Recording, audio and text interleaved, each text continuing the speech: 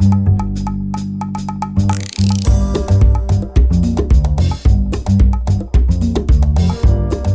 is EWA Radio, the official podcast of the Education Writers Association, and I'm public editor Emily Richmond. If you think college students are 18-year-olds leaving home for the first time, think again.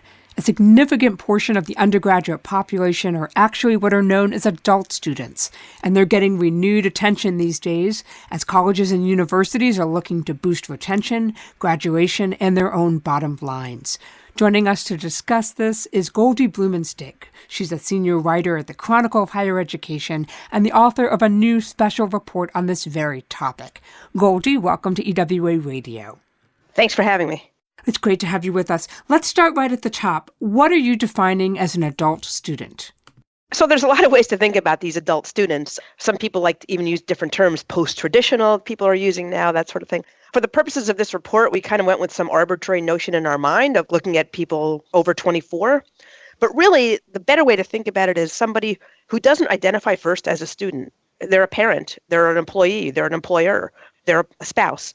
Being a student is not unimportant to them in their life, but it's not the main thing that they're doing day in and day out. And so when you think about how colleges are thinking about organizing their services and their classes, they need to keep in mind that this adult student is not somebody whose life will revolve around schools only. Their life will revolve around other commitments as well. Well, I think what really came through in your report is that emphasis and that concept, which is that these are not individuals who are going to take 4 years to, quote unquote, find themselves. Rather, they're going either back to school or to school for the first time because they may have a very specific idea of where they need to grow or improve to support those other things they have in their lives, like their job, their career, or their family. Yeah, such students tend to be much more directed.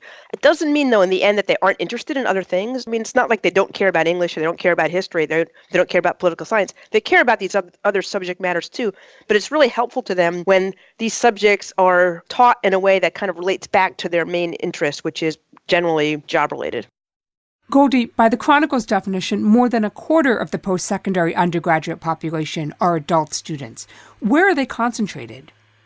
So they're mostly concentrated in community colleges, as you might expect. Those are the colleges that have traditionally done a really good job of serving a much more diverse student population. They're not that highly concentrated in undergraduate levels at sort of the small private colleges across the country, which is actually interesting because a lot of those small private colleges are the ones that are probably facing enrollment problems right now. And maybe they should be the ones looking a little bit more carefully about ways that they might be able to better serve adult students in their own communities. It's not that this is a market that they need to think about as purely as a market, because I think that could send them down sort of a dangerous road of, a little bit expectations of, solving their bottom line problems by just enrolling adult students. But clearly, there aren't as many adult students in the smaller private colleges, and those are probably the colleges that could benefit by having a different kind of population in the mix. There was some terminology in here that might be new for some of our listeners. One example, who are the partway home students and the comebackers? Comebackers, yeah, that's actually, there are a lot of these terms out there. There are a lot of numbers people throw around in this marketplace. One number that I've heard a lot is there's roughly anywhere from like 30 to 36 million students right now who've started college and never got a degree. People call those partway home students. They call them comebackers. Some college, no degree. Those are the students that a lot of institutions are now focusing on when they think about recruiting adult students. They think about the students who were once their own students or were once students somewhere else, and those are the ones they want to bring back. It makes sense to focus on these students. They understand college. They know what it's about. They may even actually be carrying some student debt. They don't actually have the degree. So they have some knowledge about college. They have some baggage from college. And so in many ways, they'll benefit the most from going back for a degree and the if is a big one here. If they have to leave their job to go to school, they have to make sure that these programs are well organized and are done often in accelerated formats or in ways that don't require them to spend a lot of time taking off of work to go to the registrar's office or to see their advisor during work hours. There's actually some really interesting research being done right now about how to make the ROI of going back to school real. I want to turn for a moment, and something that struck me in your reporting is how important the quote-unquote messaging is around these efforts to reach the adult students. It's not enough to just have a program or services, but how you're communicating that to them and making them feel welcome. And one example is the University of North Carolina has been recruiting using its Partway Home effort to address what your source referred to as having some guilt associated with not yet having finished college. Talk to us a little bit about that. It's fascinating to me, the number of people who tell me that they feel guilty about not finishing college. They also feel guilty about going back to college. In some cases, people are afraid that they're going to be taking away time from their families, and they're very conflicted about that. I also heard from some people who said in their community, maybe even in their church, there are people who look somewhat disdainfully at college. They sort of resent it. And so they have to sort of get over a cultural barrier. So in some cases, colleges are kind of creating their own programs to make students feel welcome, but also students feel welcome with their families. They create programs that are designed for them to come back with their families. In Oklahoma, they've created a program through a state program where they invite all the students in a particular degree completion program to a special ceremony at the beginning of the year. It's a special event, usually at a museum or a cultural center. Then they get to shake hands with the chancellor and they get a certificate, almost like a mini graduation ceremony, to just sort of encourage them and to feel like, yes, you're doing something that's big and important and it's worth it. There are two special populations I want to talk to that are in your report. And one, of course, is veterans, those who are coming out of military service. And you talk about some important efforts that are underway to make them feel welcome and to help them get assimilated into this college environment. And then the other is, of course, parents, who you've mentioned briefly, and the need for something very, very basic to make college more accessible for them, and that is childcare. What are some of the lessons that you saw there in how colleges are addressing those populations? Yeah, let's start with veterans. I heard about some interesting programs. One of them is called the Green Zone, where campuses actually train people on their campus how to deal with veterans, how to understand what issues they might be facing, particularly ones who are coming back from combat overseas. And once they get this training, they actually put like a green zone sticker on their office window. So, a veteran walking by could see the green zone sticker and say, oh, this is someone who might get me.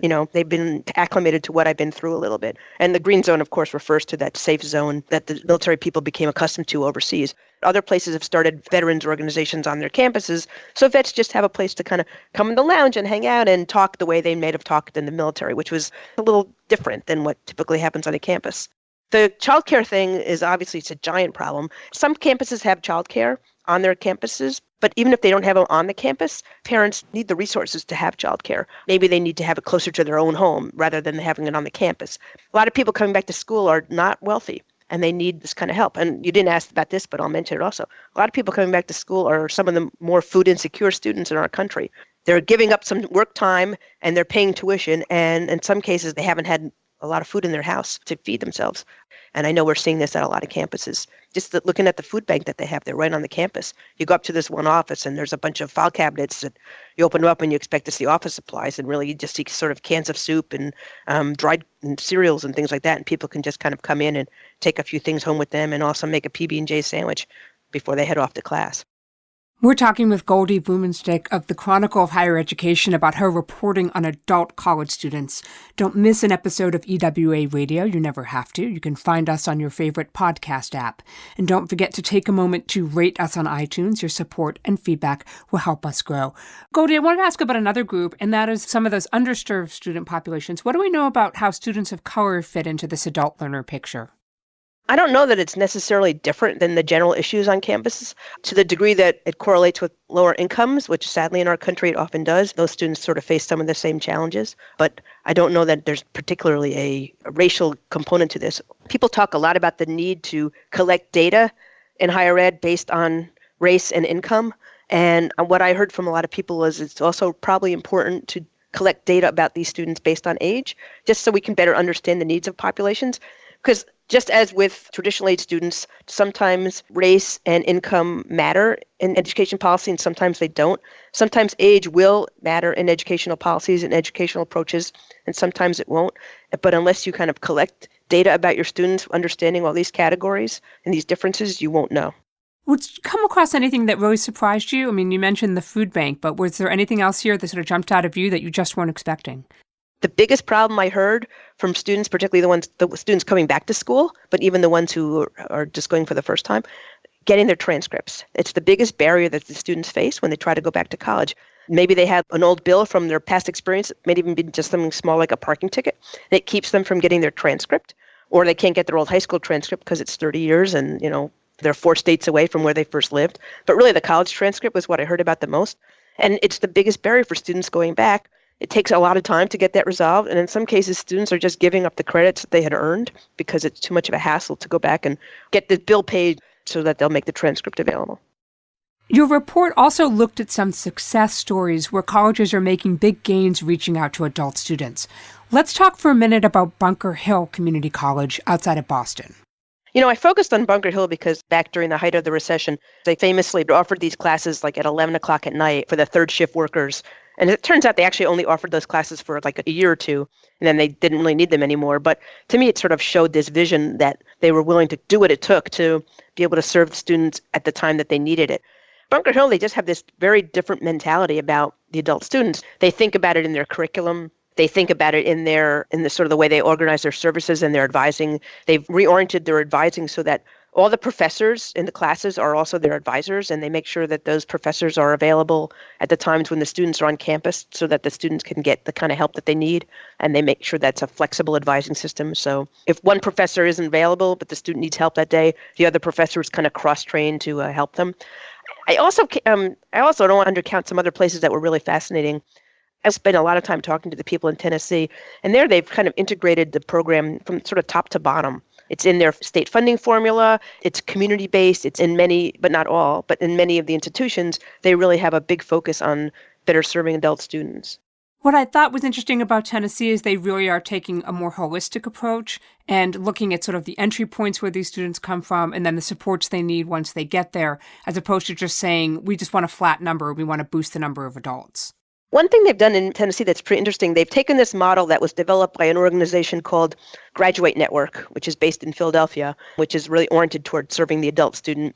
And Tennessee's almost scaled this network statewide, where they have communities all throughout Tennessee, particularly in Memphis, but in other places as well, where they're very deeply into community organizations, libraries, social service organizations, employer groups. They've got these real connections that create good feedback loops. They're good sources of students for the schools, and then the schools better adapted to what they're hearing from their employers and from service organizations about what the students need. So it's a very good two-way street going in many communities in Tennessee and in many of the other communities where Graduate Network works.